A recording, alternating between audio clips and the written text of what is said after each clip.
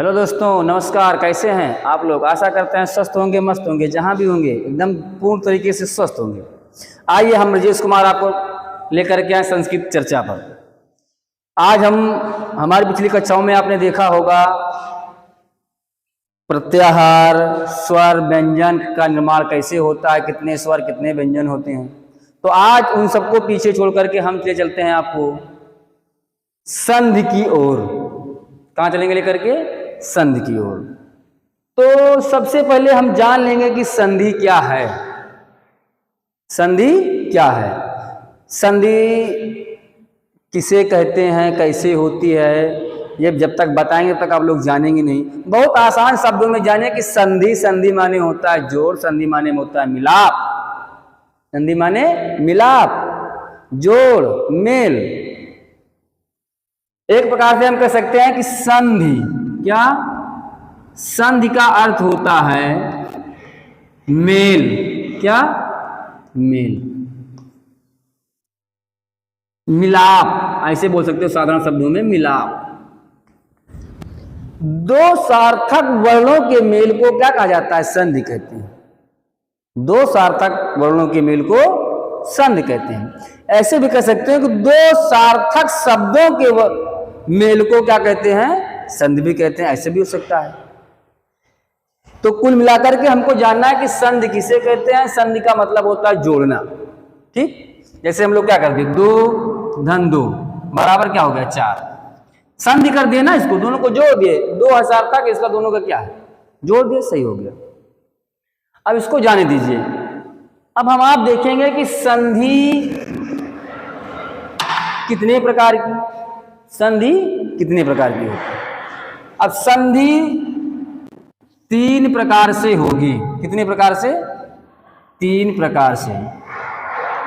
स्वर, और एक होती है व्यंजन, और एक होती है विसर्ग।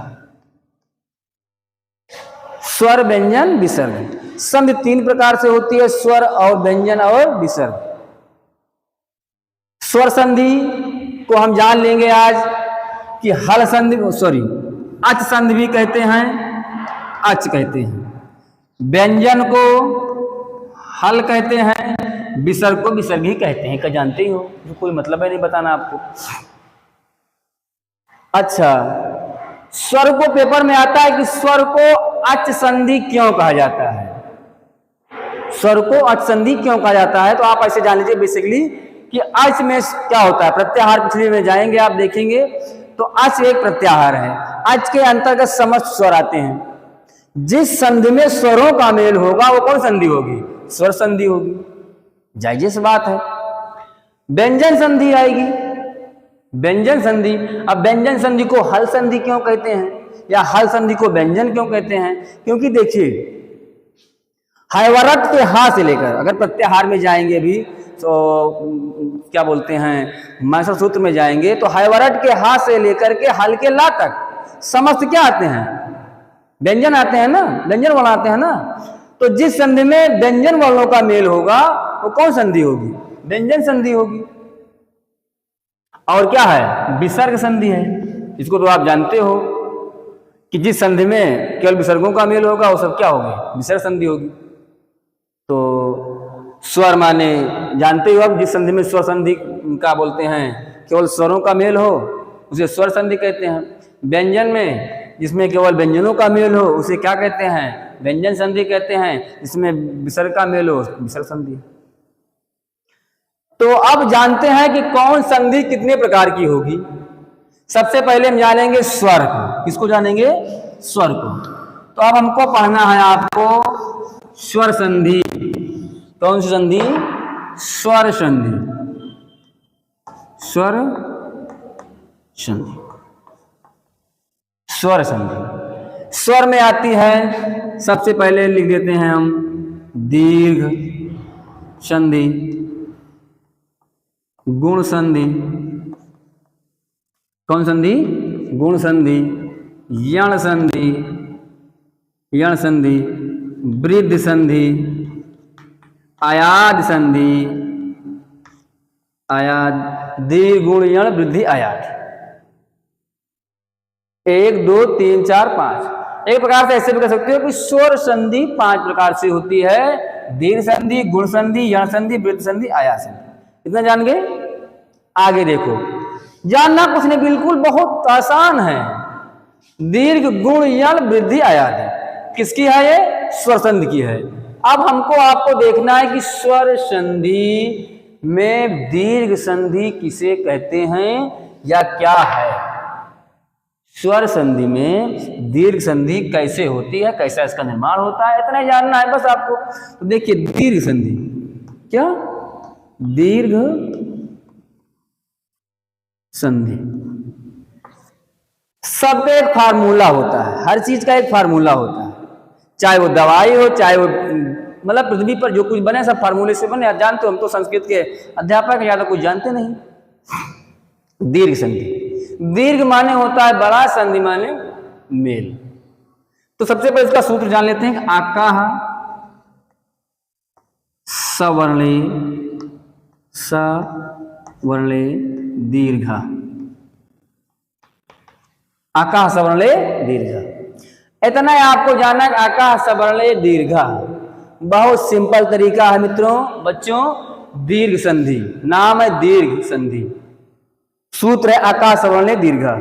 आकाह माने होता है अक प्रत्याहार का क्या हो जाएगा? दीर्घ हो जाए। आकाह माने अक प्रत्याहार, सवर्णे माने समान होने पर, समान अक्षर होने पर, दीर्घ माने बड़ा हो जाए। इसका मतलब हुआ कि अक प्रत्याहार के बाद समान स्वर आएगा तो उसका क्या हो जाएगा? दीर्घ हो जाएगा। ऐसे समझ लीजिए जैसे कि 2 के बाद क्या आ जाए? 2 आता है तो 4 हो जाता है। इसको समझने का तरीका है।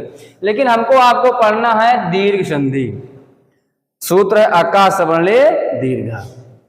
इसका परिभाषा होती है यदि अक प्रत्याहार के बाद, यदि अक प्रत्याहार के बाद, अक प्रत्याहार में कौन कौन से वर्ण आएंगे तो जान लेंगे कि आ, ई, उ, री, लृ। ठीक, तो लृ का दीर्घ होता नहीं, ठीक, री का दीर्घ होता है। तो अक में आता है अक्काह, मतलब कह सकते हो एक प्रकार से अक्काह, आ, ई, उ, री और लृ। इसका दीर्घ तो होता है, इसको मत जानिए। ठीक, अक्काह, अक हो गया। सवर्णे, सवर्णे माने समान वर्ण होने पर, स माने समान, वर्णे माने अक्षर, समान अक्षर होने पर क्या हो जाएगा? दीर्घ। यदि अक के आ के बाद क्या आए? आए, ई आए, उ आए, री आए, तो इन सब का क्या हो जाएगा? दीर्घ हो जाएगा, मतलब बड़ा हो जाएगा। बार बार हम आपको बता रहे हैं कि दीर्घ संधि का मतलब, दीर्घ माने होता है बड़ा। जिस संधि में क्या हो जाए? बड़ा हो जाए, वो कौन संधि है? दीर्घ संधि है। सूत्र है आकाह सवर्णे दीर्घ। यदि अक प्रत्याहार के बाद, यदि अक प्रत्याहार के बाद यानी आ, ई, उ, री के बाद क्या है? पुनः वही स्वर आए। आ के बाद आ जाए, ई के बाद उ आ जाए, ई के बाद ई आए, उ के बाद उ आए, री के बाद री आए, तो क्या हो जाएगा? आ का बड़ा आ, ई का बड़ी ई, उ का बड़ा उ और री का बड़ा री हो जाएगा। समझ गए? आइए देखते हैं जल्दी से। जैसे क्या? छोटा आ धन बड़ा आ बराबर हो बड़ा आ, छोटी ई धन बड़ी ई बराबर बड़ी ई। तो आकर आपके मन में डाउट चल रहा हो कि क्या, कि यहाँ पर छोटी ई है, यहाँ पर बड़ी ई है, तो है तो ई ही है, तो ईश्वर ही, चाहे वो ई पहले हो चाहे वो बड़ी ई पहले हो, होगा उसका क्या? बड़ी ई। ठीक, इसी प्रकार से चाहे ऊ पहले आए चाहे बड़ा ऊ पहले आए, होना चाहिए ऊ स्वर, स्वर होना चाहिए ऊ ही, तो उसका क्या होगा? दीर्घ होगा। ठीक, इतना समझ गए आप लोग? आगे देखते हैं इसका उदाहरण कैसे होता है। जैसे मान लीजिए एक बहुत चर्चित उदाहरण है विद्यालय, एक बहुत चर्चित उदाहरण है विद्यालय। विद्यालय देखिए, हमने अभी संधि की परिभाषा बताई थी कि 2 वर्णों के मेल को संधि कहते हैं, यानी या 2 शब्दों के मेल को संधि कहते हैं। तो इसमें 2 शब्द छिपा है, एक विद्या हो गया और एक आलय हो गया। एक क्या हो गया? आलय। केवल इतना ही आपको समझना है, सारे उदाहरण आपको अपने आप समझ में आ जाएंगे। विद्या, विद्या, देखिए संधि का एक और फार्मूला है विच्छेद करने का या जोड़ने का, कि जब आप दो शब्द को अलग कर देंगे तो देखेंगे कि प्रथम शब्द कौन सा है और अंतिम शब्द क्या है, दूसरा शब्द क्या है, पहला शब्द क्या है और दूसरा शब्द क्या है। ये देखने के बाद तुरंत देखेंगे पहले शब्द का अंतिम अक्षर क्या है और दूसरे शब्द का पहला अक्षर क्या है। तो देखेंगे पहले शब्द का अंतिम अक्षर क्या लिखा है, आ की मात्रा लगी है ना, इसका मतलब क्या होगा, ये बड़ा आ हो गया। धन लगा है यहाँ पर, धन लगा देंगे। फिर देखेंगे दूसरे शब्द का पहला अक्षर क्या लिखा है, बड़ा आ ना, तो बड़ा आ धन बड़ा आ बराबर क्या हो जाएगा, बड़ा आ। देखिए देखिए बड़ा आ धन बड़ा आ बराबर बड़ा आ लग गया है, तो विद्यालय हो जाए, क्या हो जाएगा इसका, विद्यालय। ठीक, ऐसे एक जान लेते हैं और, हिम धन आलय, हिम धन आलय। हमने बताया कि प्रथम शब्द का अंतिम अक्षर, द्वितीय शब्द का पहला अक्षर। प्रथम शब्द का अंतिम अक्षर माँ है, प्रथम शब्द का अंतिम अक्षर माँ है। आज एक चीज और जान लेना कि कोई भी व्यंजन होगा उसमें आ छिपा होगा, यदि हलंत नहीं लगा तो देखिए माँ में हलंत नहीं लगा, इसका मतलब क्या हुआ, माँ में आ छिपा है।